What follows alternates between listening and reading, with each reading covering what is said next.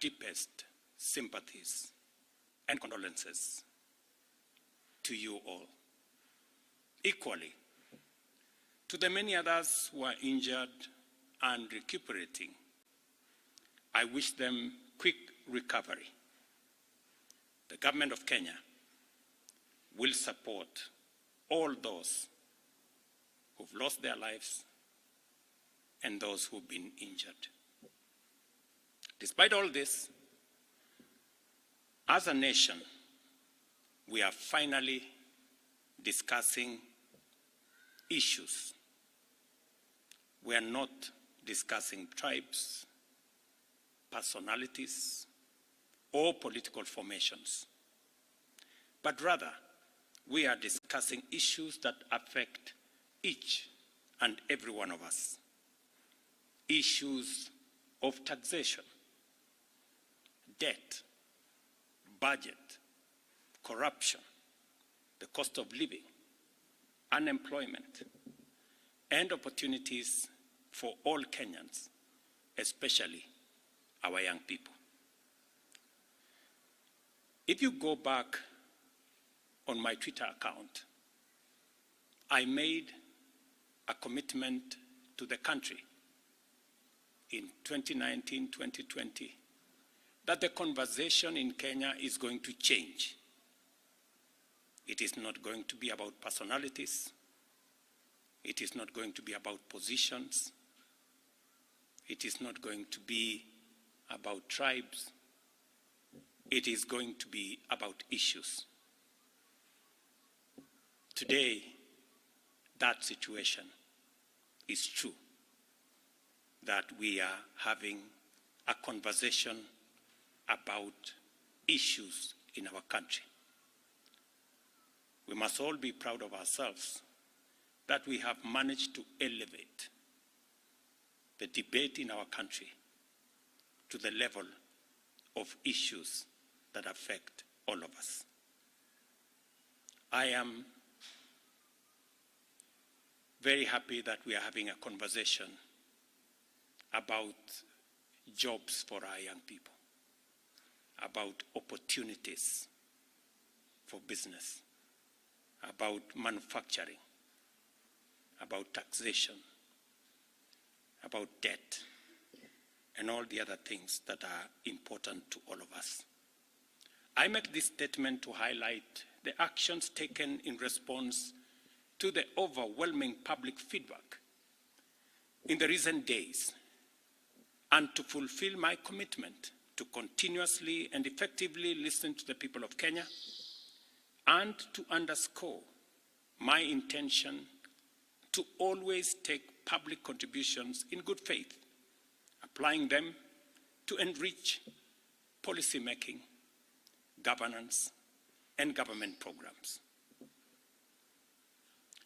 Public debt is and continues to be a major point of engagement and conversation in Kenya.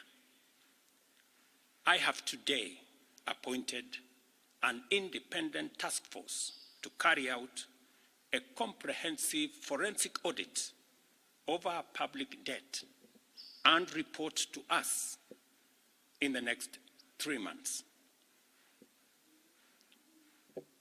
This audit will provide the people of Kenya with clarity on the extent and nature of our debt, how public resources have been expended, and will also recommend proposals for managing our public debt in a manner that is sustainable and does not burden future generations.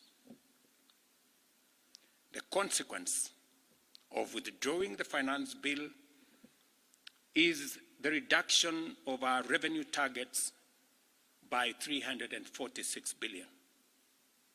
Over the last few days, our Treasury team has been assessing the adverse impact of either reducing the budget by 346 billion in full or borrowing the 346 billion in full.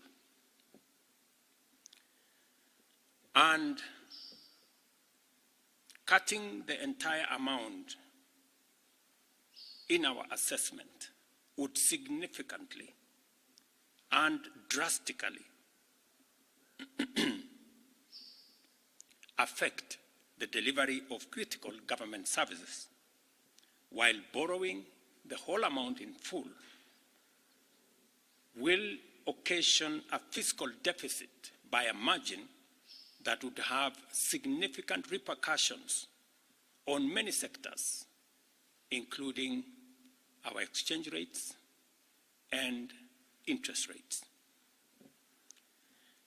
We have since, after extensive consultations, struck a middle ground, and we will be proposing to the National Assembly a budget cut of not the entire 346, but a budget cut of 177 billion, and borrowing the difference.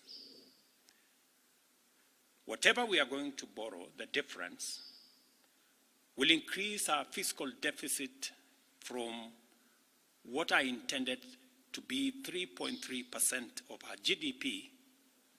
It will now go up to 4.6% of GDP, still lower than last year, and will be used to fund some of our critical government services. We will use the money that we will borrow to protect funding for some of the critical areas that the people of Kenya have asked me to protect.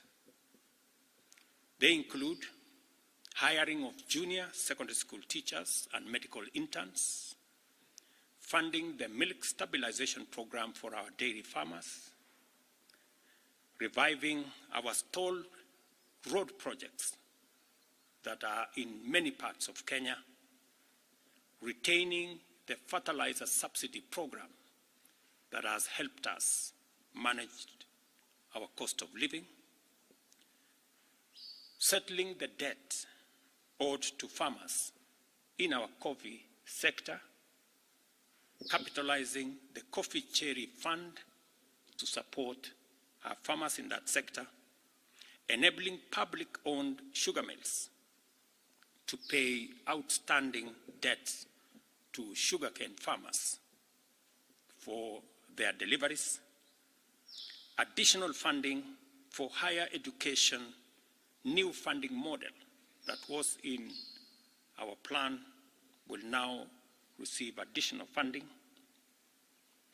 settling arrears owed to counties, settling arrears for NGCDF, and settling arrears for our pensions. Accordingly, in keeping with the enhanced austerity measures we have committed to implement and align government expenditures within the budgetary implications of the withdrawal of the Finance Bill 2024, the following actions shall be taken with immediate effect towards the realization of the new budget. 47 state corporations with overlapping and duplicating functions will be dissolved, resulting in the elimination of their operational and maintenance costs, and their functions will be integrated into the respective line ministries. Staff currently employed by the affected corporations will be transferred to ministries and other state agencies within government. The decision to fill the position of chief administrative secretaries is hereby suspended. The number of advisors in government shall be reduced by 50% within the public service with immediate effect. Budget lines providing for the operations of the Office of the First Lady, the spouse of the Deputy President, and the Prime Cabinet Secretary will be removed. Similarly, the budget the budget provisions for confidential budgets in various executive offices, including my own office, have been removed, and the budget for renovations across government reduced by 50%. Henceforth, public servants who attain the retirement age of 60 shall be required to immediately proceed on retirement with no extensions to their tenure of service whatsoever. The purchase of new motor vehicles by the government is suspended for 12 months, except for security agencies, while a new policy on transport for public officers will be developed. All non-essential travel by state and public officers is hereby suspended. No state officer or public servant shall participate in public contributions or harambees going forward.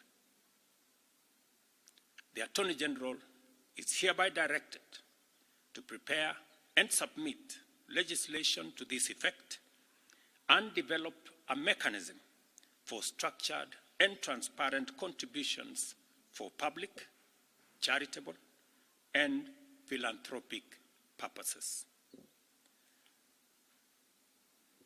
These measures will be followed by changes in government that I will be making shortly. We are determined to carry out this and other interventions to improve the quality, efficiency, and transparency in serving the people of Kenya and ensure that citizens receive maximum value for their resources from a public sector that prioritizes their welfare. I believe these changes will set out our country on a trajectory towards economic transformation, enabling us to achieve the strategic objectives of the bottom-up economic transformation agenda and deliver our commitment to radically enhance opportunities for all Kenyans and transform our country. Thank you very much. God bless you, and God bless our great country, Kenya.